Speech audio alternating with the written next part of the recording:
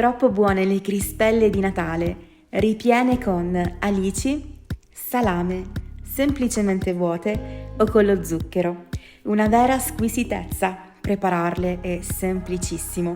Oggi le preparerò insieme alla mia mamma e al gattino Ayaz che vi manda tanti bacioni e tante coccole. Fanno un profumo eccezionale. E sapete, si mantengono morbide anche il giorno dopo.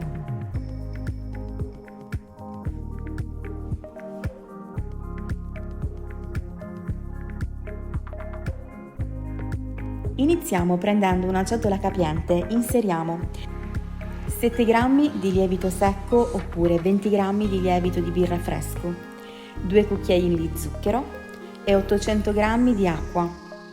Facciamo sciogliere bene il lievito. E poi aggiungiamo poco alla volta 1 chilo di farina 00. Quando ancora l'impasto è liquido aggiungiamo 20 g di sale. Mescoliamo per farlo sciogliere completamente e dopo aggiungiamo la rimanente parte di farina.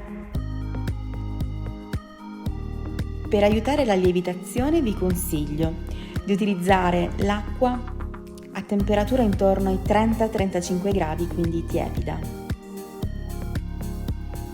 Lavoriamo il nostro impasto per almeno 10 minuti utilizzando un cucchiaio di legno. O se preferite, per agevolare il lavoro potete utilizzare una planetaria.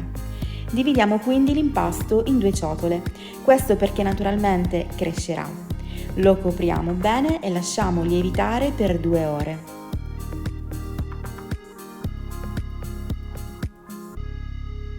A questo punto iniziamo a formare le nostre crispelline. Mettiamo a riscaldare 1 litro di olio di semi. Quando l'olio è caldo, versiamo aiutandoci con un cucchiaio il nostro impasto. In questo modo otterremo le crispelline vuote, che potremo mangiare così oppure accompagnarle con formaggi e salumi.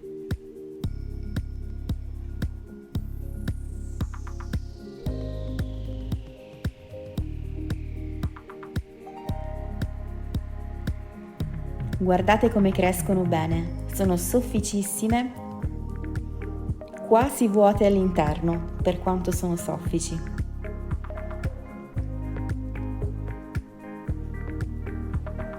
Le crispelline vuote piacciono tantissimo ai bambini, quindi fatene in abbondanza. E poi non dimenticate di preparare anche quelle con lo zucchero. Mettete in un piatto un po' di zucchero semolato e dopo aver fatto scolare l'olio in eccesso tuffate immediatamente le nostre crispelline all'interno dello zucchero, in questo modo si attaccherà bene. Poi prepariamo quelle con le acciughe.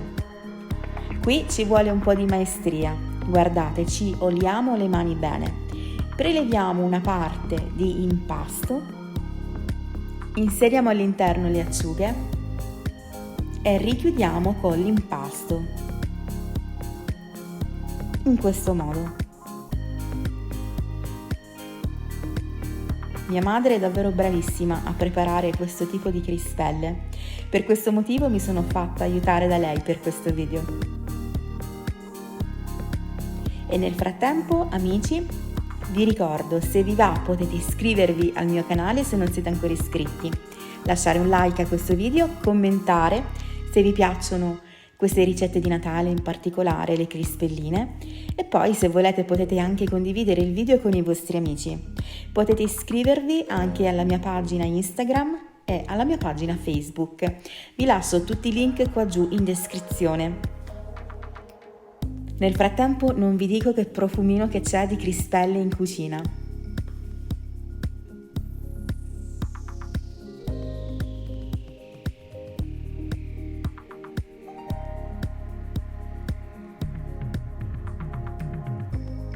Il colore deve essere così, bello dorato. Le facciamo scolare su carta assorbente.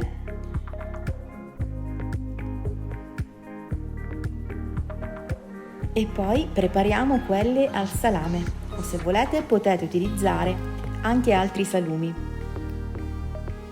Inseriamo il salame all'interno, giriamo bene l'impasto, lo allunghiamo leggermente e lo tuffiamo nell'olio.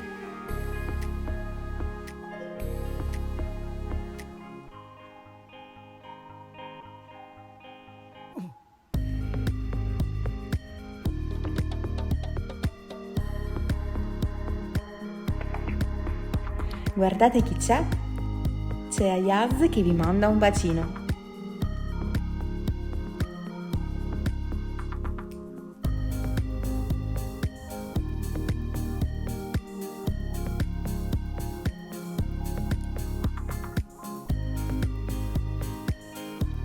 E voilà, le nostre crispelle di Natale sono pronte.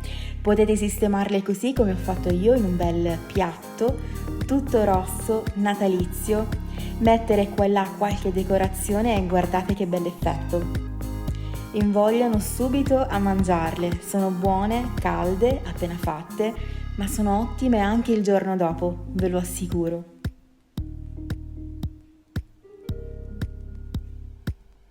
Queste, se volete, le potete accompagnare con un pochino di Nutella o di crema al pistacchio.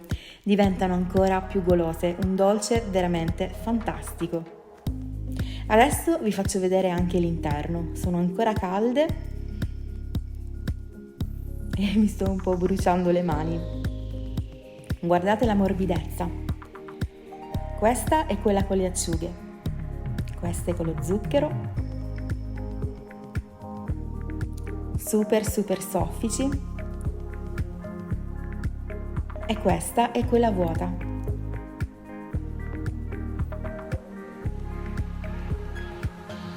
Bene, spero che questa ricetta vi sia piaciuta. Se è così, lasciate un bel like a questo video per supportarlo. Se non siete iscritti, iscrivetevi, e se vi va di supportare ancora di più il canale, condividete questo video con i vostri amici. Vi lascio nel box informazioni anche il video del tronchetto al cioccolato che ho fatto lo scorso anno.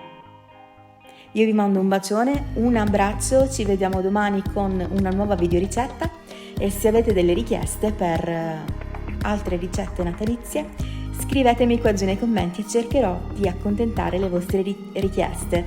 Ciao a tutti!